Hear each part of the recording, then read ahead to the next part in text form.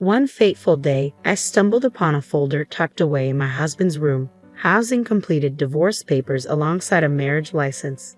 The revelation hit me like a ton of bricks, crystallizing two harsh truths. My husband desired to end our union, and worse yet, he harbored intentions of marrying another woman. Suspicions of his infidelity had lingered, but never had I imagined he'd taken such decisive steps. Coincidentally, amidst this turmoil, my husband's impending business trip emerged as my sole opportunity. My name is Karen, 32 years old, and my family comprises my husband William, whom I wed 6 years ago, and our daughter Sarah, soon to turn 4. Following Sarah's birth, I transitioned to telecommuting, cherishing the semblance of peace in our household. Though our marital intimacy waned, masked by the joy of parenting, I convinced myself of contentment. Yet signs of my husband's preoccupation surfaced through prolonged work hours and frequent golf outings. The bond we once shared seemed to fray, unnoticed amidst the daily routines. A mundane chore led to a startling discovery, a receipt nestled beneath a drawer bearing a staggering sum from a brand unfamiliar to us both. Questions swirled in my mind, tinged with a hopeful assumption of an upcoming birthday surprise. Opting to overlook the receipt's implications, I feigned ignorance, tucking it back in its hiding spot. On my birthday, however, my anticipation was met with disappointment as William failed to return home, his absence punctuated by the absence of a simple gift or celebratory gesture. His late arrival, tainted with the scent of unfamiliar perfume, shattered any lingering hopes. A subtle inquiry about the significance of the day was met with dismissive fatigue, further fueling my suspicions. As I tentatively mentioned my birthday, his response was perfunctory at best, a hollow acknowledgement devoid of the warmth I once knew. My husband's indifferent birthday wish caught me off guard, his lack of enthusiasm palpable. "Is that all?" I inquired, met with a disdainful expression. "You're over 30, aren't you? We're not at an age to celebrate each birthday," he retorted before excusing himself to retire for the night. With his departure, the truth sank in. He had no intention of celebrating, let alone presenting a gift. It became evident that my husband's indifference masked a deeper disengagement, confirming my suspicions of an affair. The receipt, once an enigma, now served as damning evidence of his infidelity. Each absence under the guise of work now revealed itself as rendezvous with another woman. The weight of betrayal mixed with the weight of household responsibilities brought tears to my eyes. Unable to forgive his deceit, I resolved to uncover the truth about his paramours. Under the cloak of night, I seized the opportunity to investigate his smartphone, revealing not one, but 2 mistresses. The discovery left me reeling. How could he betray our vows with not one, but 2 women? Disappointment morphed into anger as I delved deeper into their digital exchanges.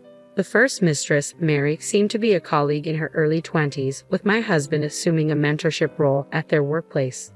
I presumed their bond strengthened through prolonged interactions at work, a notion that repulsed me, his inability to draw a line between professional and personal realms. Then came the revelation of the second mistress, Jessica, a woman in her early 40s, older than both my husband and myself. Their initial encounter on a dating app belied a tumultuous past, 2 failed marriages and 4 children from previous relationships. Learning of Jessica's history elicited a chilling response from my husband, his demeanor growing distant even in their digital exchanges. Despite Jessica's fervent declarations of love, urging him to leave me for her, my husband seemed inclined to sever ties. His heart, it appeared, belonged not to Jessica, but to Mary, a coworker. Conversations with Mary hinted at plans of a future together, leaving Jessica and me as mere obstacles in his pursuit. Reflecting on this now, I can discuss it with a sense of detachment, but the initial shock of discovering his infidelity was overwhelming. The thought of him neglecting our family for the sake of an affair, despite the presence of our daughter Lena, fueled a rage stronger than any sorrow as I contemplated Sarah's future. I resolved to initiate divorce proceedings against him. Initially, I entertained the idea of seeking substantial alimony and child support. However, the notion of simply extracting money and bidding him farewell left a bitter taste in my mouth. His desire to cast us aside and pursue his own happiness after paying us off was intolerable. Contemplating how best to exact retribution, I stumbled upon some papers in his drawer while cleaning his room. To my astonishment, they were filled out divorce and marriage documents. My hands trembled with rage as the reality sank in. He had meticulously prepared for our separation to mirror his affair with his mistress. Fueled by anger, I vowed not to forgive him, determined to exact revenge by any means necessary. With meticulous planning, I set my revenge in motion. Days later, as my husband returned from work, I observed his demeanor closely, sensing an air of anticipation. Casually, he mentioned a forthcoming business trip to Chicago. Seizing the opportunity, I volunteered to prepare his belongings. Though uncertain if his trip was genuine, I saw it as a golden opportunity. Swiftly, I planted a discreet GPS tracker in his travel bag. While his supposed destination was Chicago, the tracker revealed his true destination, Los Angeles, likely to rendezvous with his real love interest, Mary. I reached out to Jessica, my husband's second paramour, arranging a clandestine meeting without his knowledge. Initially wary, she grew intrigued as I revealed my intention to divorce. Eagerly, she agreed to meet. Hours later, face to face with Jessica, I wasted no time. "Nice to meet you. I'm Karen, William's wife," I began, getting straight to the point. "We're getting a divorce." Her disbelief palpable, Jessica questioned my sincerity. Undeterred, I presented the divorce papers he had prepared, now in my possession. Handing her the already filled marriage certificate, her shock was evident. This is," she stammered, clearly taken aback by the revelation. Realizing my husband's intentions, I felt it prudent to inform her in advance. Her response was unexpected. Instead of resentment, she seemed almost relieved. Without hesitation, she accepted the marriage certificate, signaling her readiness to move forward. To my surprise, Jessica even offered voluntary alimony, swiftly drafting an agreement on the spot. Accepting without hesitation, we parted ways, each with our newfound resolution. Without delay, I proceeded to City Hall, submitting the divorce papers seamlessly. With everything in motion, all that remained was to finalize my departure and await my husband's return. That day marked a significant step towards closure. At my parents' house with my daughter by my side, I found myself confronted by my mother's concerned gaze. Despite having briefed them on the situation, her worried inquiry cut through the air. "Karen, are you truly all right?" she asked, her tone laced with maternal concern. "I'm fine, Mom. The divorce papers have been processed and I'll discuss it all with Sarah soon. Right now, I just need some peace," I reassured her, craving a moment of respite. "But what about William?" she pressed, her concern evident. "I'll talk to him when he gets back from his trip tomorrow. I expect he'll reach out then," I replied, mentally preparing for the impending conversation. The following day, as anticipated, my ex-husband returned from his escapade and promptly called me in a state of agitation. "Karen, where are you? What's going on?" he demanded, his voice tinged with panic. "I'm at my parents' house," I replied calmly, sensing the tension building. "Why? What's happened?" "Sarah isn't here, and all her things are gone," he exclaimed, confusion evident in his tone. "That's because Sarah and I won't be returning to that house," I stated firmly, bracing myself for his reaction. Confusion gave way to disbelief as he stumbled over his words, attempting to comprehend the situation. Seizing the moment, I dropped the bombshell about his affair. "So, by the way, you've been having an affair, right?" I interjected, cutting through the tension. "What are you talking about?" he spluttered, his denial falling on deaf ears. "And you want a divorce, correct? That's why you prepared the papers," I continued, my resolve unwavering. "How did you?" he began, his voice trailing off as realization dawned. Confirming my suspicions, I informed him of the filed divorce papers, asserting his responsibilities regarding alimony and child support. "Indeed, you'll be responsible for Lena," I stated firmly, refusing to back down. After a moment of stunned silence, he acquiesced, acknowledging the plan.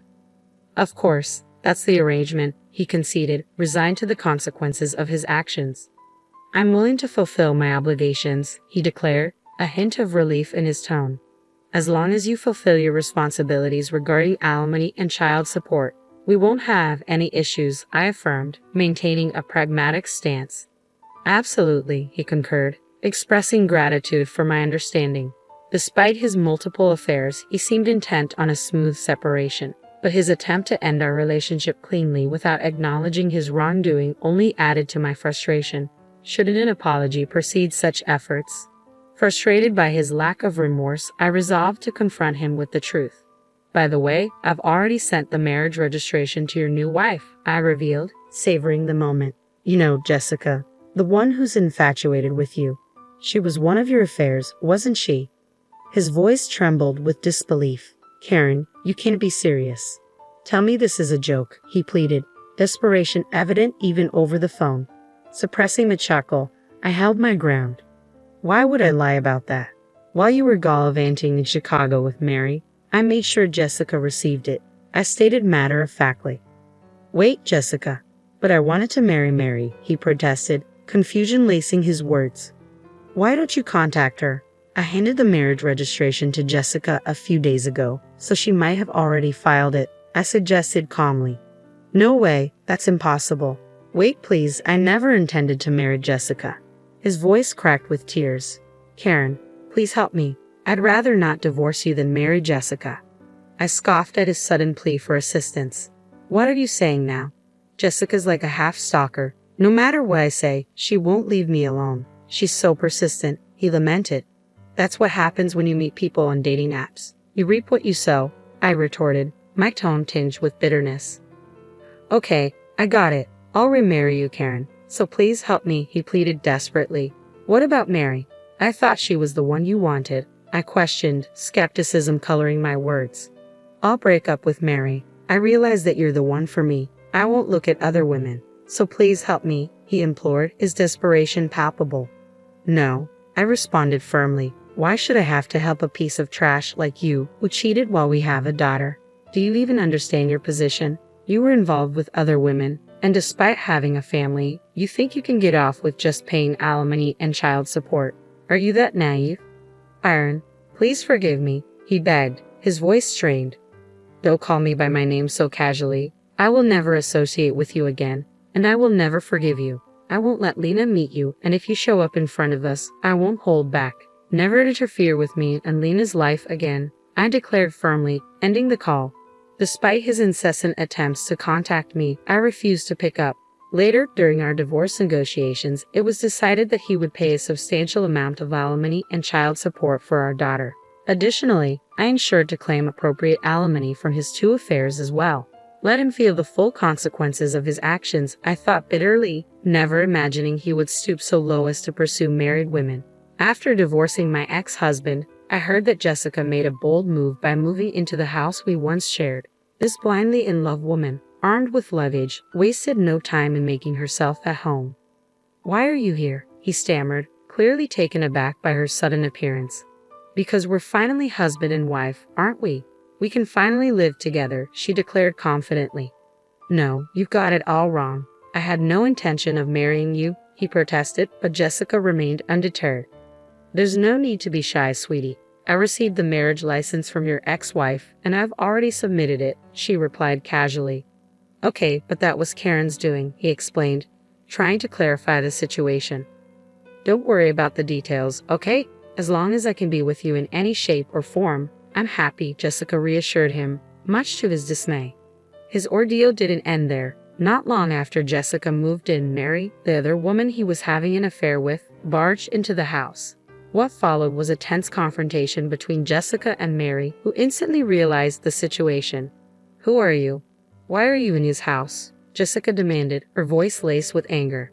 I'm his wife. I thought he split from his wife, Mary retorted, equally bewildered. He did, to remarry me. I don't know who you are or where you're from, but don't interfere with our love, Jessica shot back, her resolve unshaken. Their argument escalated into a heated exchange, leading Mary to end her relationship with him and file a complaint about his infidelity to his workplace. As a result, he lost his job and now struggles to make ends meet, still paying alimony and child support. Despite occasional messages from him, I refuse to engage. I have no intention of reconciling with him or sympathizing with his plight. He's reaping what he sowed, and I intend to let him suffer the consequences of his actions. Back at my parents' house, I'm living a peaceful life with my daughter, who is about to start elementary school soon. Although explaining the situation to her will be challenging, I'm determined to help her understand. With the support of my parents, I look forward to a bright future filled with happy